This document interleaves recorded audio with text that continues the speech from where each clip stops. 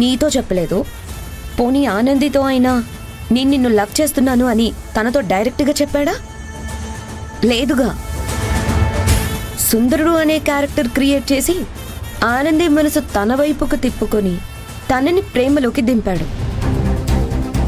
అంతేనా? అమృత పెళ్లిలో ఆనంది మెడలో తాళి కట్టేస్తానని వెళ్ళినవాడు తాళి కట్టకుండా తిరిగి వచ్చేశాడు. ఎందుకని? ఒక్కసారి ఆలోచించు మహేష్. తులసి వచ్చాక అశ్విన్ బిహేవియర్లో చాలా చేంజ్ వచ్చిందన్నమాట నిజం. ఆనంది లైఫ్తో ఆడుకొని ఇప్పుడు తులసితో లైఫ్ పంచుకోవాలనుకుంటున్నాడు. నువ్వు వాడిని అస్సలు వదలకూడదు మహేష్. Cool Mahesh, cool. అశ్విన్ని క్షమించడం అంటే అది ఆనందికి న్యాయం జరిగేలా ఉండాలి. ఆ రూట్లో ఏమైనా ప్లాన్ చేయి. అదే ఎలా మిత్ర? వాడి చేత ఆనంది మెడలో తాళి కట్టించు. ఆనంది లైఫ్ సెట్ చేయి.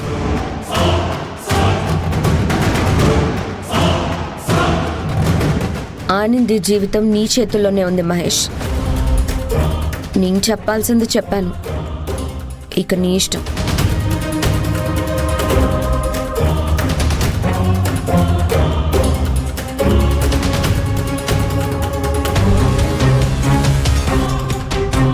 అమ్మయ్యా, మహేష్కి నా మీద ఉన్న కోపాన్ని అశ్విన్ గారి మీదకి మళ్లించాను. ఇక ఆనంది అశ్విన్ల పెళ్లి సంగతే మహేషే చూసుకుంటాడు.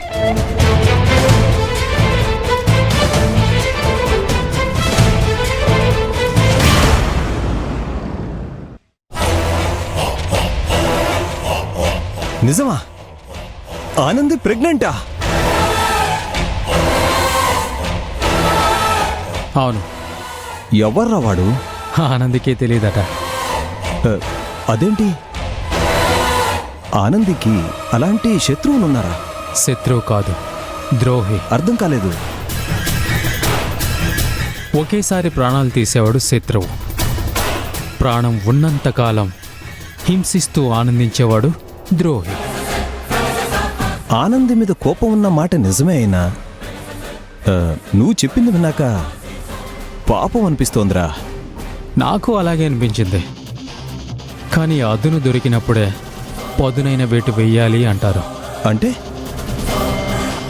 ఆనంది ప్రెగ్నెంట్ కావడానికి కారణం అశ్విన్ అని మహేష్ చాలా స్ట్రాంగ్గా నమ్ముతున్నాడు. అంతేకాదు, వాడిని చంపేయాలన్నంత కోపంలో ఉన్నాడు.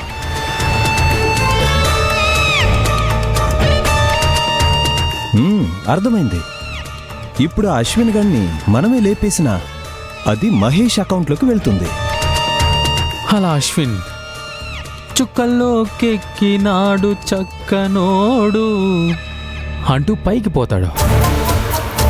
ఆనంది జీవితం చిలక ఏ తోడు లేక ఏటే పమ్మ ఒంటరి నడక అవుతుంది.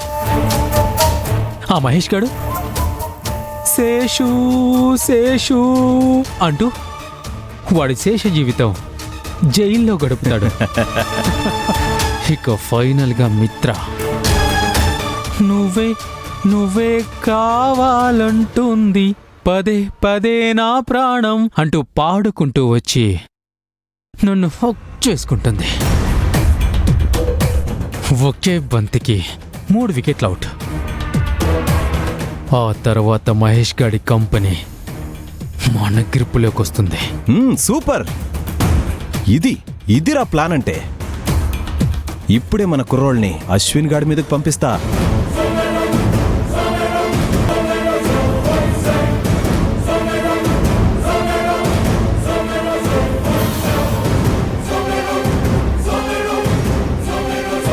హలో,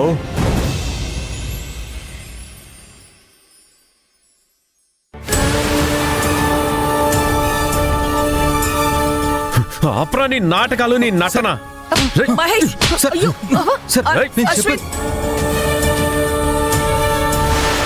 నిన్ను కాదని వీడు ఈ తులసిని ఎలా పెళ్లి చేసుకుంటాడో నేను చూస్తా.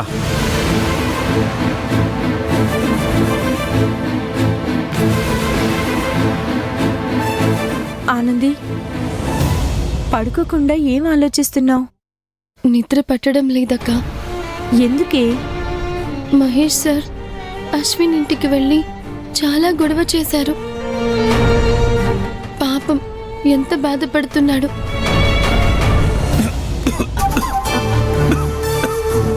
ఏంటి బావా, పొలమారిందా? మా వదిన తలుచుకున్నట్లుంది. నేను ఇక్కడే ఉన్నాగా. నువ్వు కాదు, మా ఆనంది వదిన.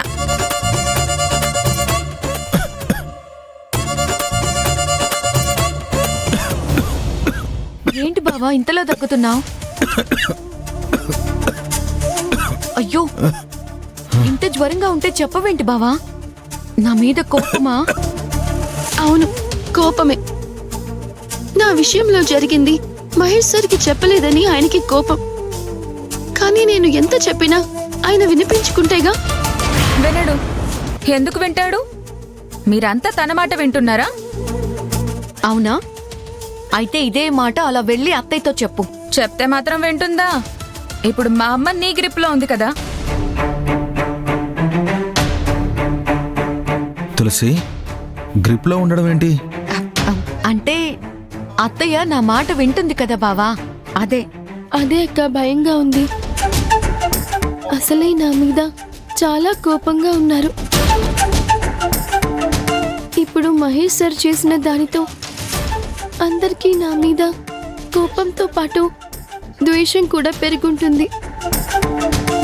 అది ఎలా పోగొట్టాలో నాకు అర్థం కావడం లేదు. దానికి ఒకే ఒక మార్గం ఉంది. ఏంటి? అసలు మా అన్నయ్యకి జ్వరం ఎందుకు వచ్చిందో తెలుసా? ఎందుకు? మహేష్ సార్ వచ్చి గొడవ చేయడం వలన బావ మెంటల్లీ సిక్ అయ్యాడు, అందుకే జ్వరం వచ్చింది. కాదు.